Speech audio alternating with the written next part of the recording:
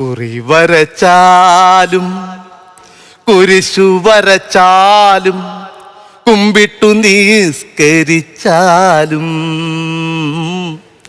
കാണുന്നതും ഒന്ന് കേൾക്കുന്നതും ഒന്ന് കരുണാമയനാം ദൈവമൊന്ന് ദൈവമൊന്ന് ദൈവമൊന്ന്.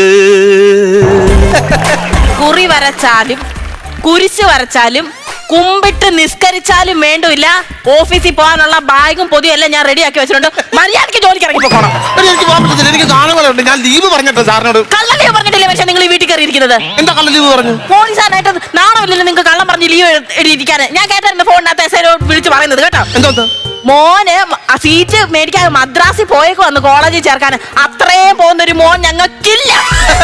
നിങ്ങൾ എന്തോ ഈ കള്ളം ലീവ് എടുത്ത് വിടിയിരിക്കുന്നത്? എനിക്ക് പോലീസ് ജോലി ഇഷ്ടമല്ല, എനിക്ക് ഗാനമേളക്കാരായിട്ട് ജീവിക്കാനായി ഇഷ്ടം. മനുഷ്യ അത് നിങ്ങൾക്ക് വില അറിയാനായിട്ടാ. നിങ്ങൾ ആദ്യം കാക്കയെ ബഹുമാനിക്കണം, കാക്കയെ ഇഷ്ടപ്പെടണം. എനിക്ക് കാക്കി ഇഷ്ടമല്ല, എനിക്ക് ഉത്സവ പറമ്പിലെ കാപ്പിയായിരിക്കും ഇഷ്ടം. നിങ്ങൾക്ക് അത്ര ഇഷ്ടമാണെങ്കിൽ എന്നോട് പറഞ്ഞാൽ പോരായിരുന്നു. 2 കല കാപ്പി നിങ്ങളുടെ അമ്മക്ക് ഞാൻ ഒഴിച്ചു തന്നേരമല്ലോ. നിന്റെ കാപ്പി കുടിച്ചിട്ട് നിന്റെ മുന്നേ ഗാനമേള നടത്താനല്ല. ഞാൻ 23 എനിക്ക് അയലറ അമ്പലത്തിൽ പരിപാടിക്ക് പോകണം, അറിയോ? ഞാൻ നിങ്ങളുടെ ഭാര്യയാണെങ്കിൽ നിങ്ങൾ ഇവിടുന്ന് പരിപാടിക്കാന്ന് പറഞ്ഞ് പോത്തില്ല. എന്തോ പരിപാടിക്ക് പോകണ്ട നിങ്ങൾ വെക്കണമെന്ന്. പരിപാടിക്ക് പോകാറുണ്ട്. ഞാൻ സംഭവം എന്താ അറിയോ? സ്റ്റേഷനിൽ ചെന്ന് കഴിഞ്ഞാൽ നെറ്റിക്ക് ഒരു സല്യൂട്ട് അടിച്ച് തീർക്കാം. പരിപാടിക്ക് പോയില്ലെങ്കിൽ എന്റെ എവിടെയൊക്കെ പിടിച്ച് അവർ അടിക്കുമെന്ന് അറിയാവോ?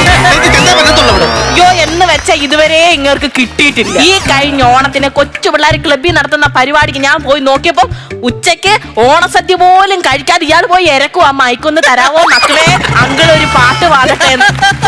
നേരം ആ പിള്ളേർ പറഞ്ഞ സാറല്ലയോ ഒരു പാട്ട് പാട്ടെ എന്ന് പറഞ്ഞ ഒരു പാട്ട് പാടി ചെയ്തായിരുന്നു. ആ പാട്ട് അതൊന്നും പിടിക്കട്ടെ പറഞ്ഞാൽ മതിയോ?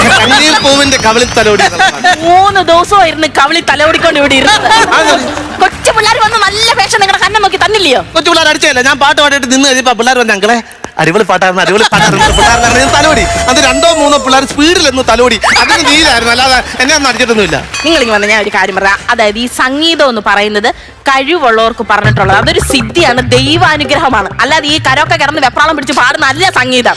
ദൈവത്തെ ഓർത്ത് പ്രഗത്ഭര് പറഞ്ഞത് നമ്മൾ കേൾക്കണം. സംഗീതം അനന്ത സാഗരമാണ്. ആ സാഗരത്തിന് ഒരു തുള്ളി പോലും നിങ്ങളുടെ ഈ വിരൽ കൊണ്ട് സ്പർശിക്കാനുള്ള മഹത്വം നിങ്ങൾക്കില്ല. പ്രവീണ നീ പോടി. ആ സാഗരം നീന്തി കടന്ന് അക്കരെ പോയി തോർത്തിട്ട് നിൽക്കുന്നവനാ ഞാൻ. എന്നെ പഠിപ്പിക്കാൻ പറ്റില്ല. ആരോട് പറയാനായത്? മനുഷ്യൻ നിങ്ങൾക്ക് ജ്ഞാനം ഉണ്ടോ? എന്തോ ചോദ്യമാണ്. നീ അല്ലാതെ എനിക്ക് നീ ആരുണ്ടടി? നീ എന്നോട് ചോദിച്ചിട്ട് കാര്യമുണ്ടോ? നിനക്ക് ഞാനുണ്ടോ? നിങ്ങൾക്ക് ജ്ഞാനം ഉണ്ടോ? സംഗീതത്തിൽ നിങ്ങൾക്ക് വല്ല ജ്ഞാനവും ഉണ്ടോ? ആരാടാ ഈ പറയുന്നത്? ഞാൻ ജനിച്ച് വീണതേ സംഗീതം കൊണ്ടാ വീണത്. ഞാൻ കിർങ്ങാന്ന് കരയുന്നതിന് പകരം എന്ന് പറഞ്ഞാണോ നിങ്ങൾ കരഞ്ഞത്? ആണോ? എനിക്ക് എന്റെ അമ്മയുടെ നിന്ന് കിട്ടിയതാ ഇത്. അപ്പൊ അച്ഛനെ എന്താ കിട്ടി? അച്ഛനെ കിട്ടിയതാ നീ ഞാനിവിടെ താമസിക്കുന്നത്. എന്തോ പറയുന്ന അമ്മ അമ്മ കച്ചേരി പഠിക്കാതിരിക്കല്ലായിരുന്നു. ആറാട്ടുപുഴക്കാരിയാ നിങ്ങളുടെ അമ്മ? ആറാട്ടുപുഴന്നല്ല പറഞ്ഞത്. കച്ചേരി പാട്ട് പാടുന്ന ആളല്ലേ എന്റെ അമ്മ. നിങ്ങളുടെ അമ്മ പാട്ട് പാടുമെന്ന്? കല്യാണം കഴിഞ്ഞിട്ട് 7-8 കൊല്ലമായി ഇതുവരെ ഇവർ അമ്മ ഒരു പാട്ട് പാടുന്ന ഞാൻ കേട്ടിട്ടില്ല. അതങ്ങനെ ഇവള് വലതുപാല് വെച്ച് കയറിയത് വാതിലല്ല, എന്റെ അമ്മയുടെ അണ്ണാക്കില. അമ്മ എന്തെങ്കിലും പറയാൻ പറ്റുമോ? ഉടനെ വാ അടപ്പിക്കും. പിന്നെ എങ്ങനെ പാടും എന്റെ അമ്മ? അല്ലാതെ വിട്, സത്യമായിട്ട് നിങ്ങളുടെ അമ്മ പാട്ട് പാടുമോ? ഞങ്ങളമ്മ അടിപൊളിയായിട്ട് പാട്ട് പാടുന്നു. ചുമ്മാ പണ്ടാണ് എന്നെ കുളിപ്പിച്ചിട്ട് അമ്മ തൊട്ടിൽ കിടത്തും, എന്നിട്ട് മൂട്ടിത്തട്ടി ഉറക്കും. എന്നിട്ട് ഞാനിങ്ങനെ ഉറങ്ങാതെ കിടന്നിട്ട് അമ്മ പാടുന്നതെല്ലാം ഞാൻ കൃത്യമാക്കും. അങ്ങനെ ഓമനത്തിക്കിടാവാണ് ആദ്യം കുത്തിക്കയറുന്നത് എന്നെ മനസ്സിലോട്ട്. പാളെ കിടന്നപ്പോഴേ ഇങ്ങർക്ക് കള്ളത്തരം ഉണ്ടായിരുന്നു. അമ്മയെ ഉറക്കമാന്ന് പറഞ്ഞു പറ്റിച്ചിങ്ങനെ. കലാബോധമുള്ള കുടുംബത്തിൽ നിന്ന് കല്യാണം കഴിച്ചാൽ മതിയായിരുന്നു. ഒരു കാര്യം പറഞ്ഞേക്കാം, ഒറ്റയടിക്ക് അങ്ങ് എന്റെ കുടുംബത്തെ അങ്ങ് നിങ്ങൾ പറയില്ല കേട്ടോ. കലാബോധമുള്ള കുടുംബക്കാർ തന്നെ. എന്റെ അച്ഛനാണെങ്കിൽ അറിയപ്പെടുന്ന ഒരു തോറ്റംപാട്ടുകാരനായിരുന്നു. തോറ്റംപാട്ടുകാരല്ല, പാട്ടുപാടി തോറ്റതാ ഇവരെ. ആര് പറഞ്ഞു? എന്റെ അച്ഛനെ കുറിച്ച് പറഞ്ഞോണ്ടല്ലോ നല്ല അറിയുന്ന എന്റെ അച്ഛനെ. എന്റെ അച്ഛന്റെ മഹാത്മ്യം നിങ്ങൾക്ക് അറിയാഞ്ഞിട്ടാ. അച്ഛന്റെ മഹാത്മ്യം എന്റെ പേര് കിടന്ന് വിളയതാ ഇവരച്ഛൻ. നാട്ടുകാരൻ കുടിച്ചിട്ട് എന്ത് പറയാ?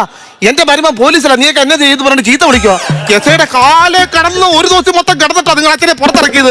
അന്നങ്ങാണ് പരേടുണ്ടായിരുന്ന എസ്ഐന്റെ കാലായിട്ട് ചവിട്ടി തേച്ചേനായിരുന്നു. തേക്കണമായിരുന്നു. നിങ്ങളൊരു പാവപ്പെട്ട മനുഷ്യനാന്ന് വെച്ചാൽ ഞാൻ നിങ്ങളുടെ കല്യാണം കഴിച്ച. വലിയ ഗൾഫുകാരനെ അങ്ങ് കെട്ടിയാൽ മതിയായിരുന്നു. പാവപ്പെട്ട മനുഷ്യനായിട്ട് കല്യാണം കഴിച്ചേരി, അല്ലാതെ പോലീസുകാരുണ്ട് കല്യാണം കഴിച്ചേരി. സർക്കാർ ശമ്പളം